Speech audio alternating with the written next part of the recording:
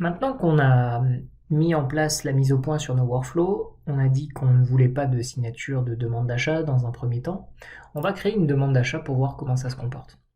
Donc pour cela, vous allez dans Achat, le menu demande d'achat, demande d'achat.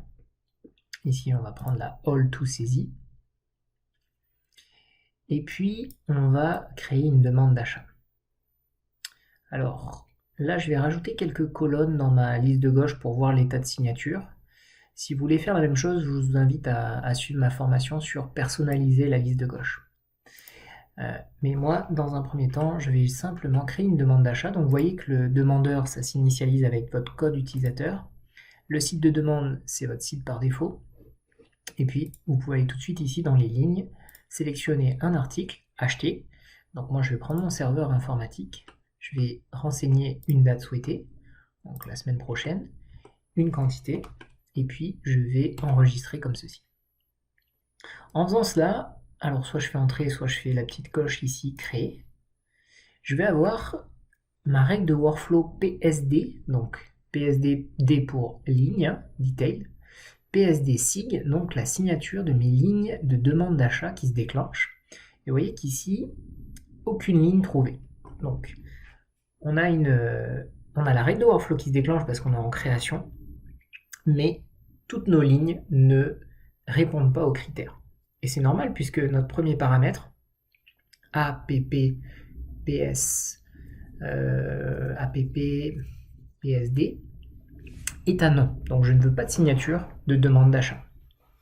Que ce soit en ligne, ou bien, on va le voir juste après avec l'écran, en en-tête, PSH SIG. Vous voyez que j'ai deux mises au point qui s'affichent, deux logs, un pour les lignes, un pour les en-têtes.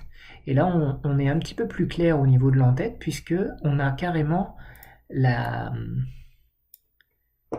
condition qui n'est pas remplie qui est affichée. Donc on est bien sur APP PSH qui est différent, qui ne doit pas être différent de 1. Condition non remplie. Or, dans notre cas, on a bien mis que la gestion des signatures de demande d'achat doit être est égale à non dans nos paramètres généraux.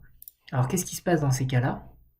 Eh bien ma demande d'achat ici au niveau de la signature, elle est à pas de gestion. Et au niveau de mes lignes, on va avoir la même chose, signer, pas de gestion, c'est-à-dire qu'on ne demande pas à signer une demande d'achat. D'ailleurs, je pourrais la commander. Alors, évidemment, il va me dire, attention, il n'y a pas de fournisseur, j'imagine.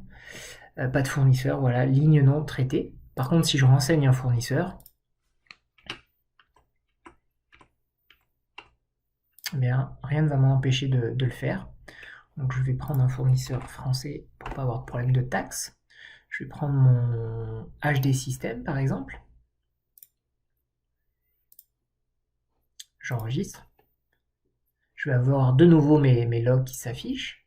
Mes en-têtes ne sont toujours pas, enfin mes conditions de signature ne sont toujours pas remplies. Je fais commande, je dis oui, et là je vais avoir une commande d'achat qui va être créée.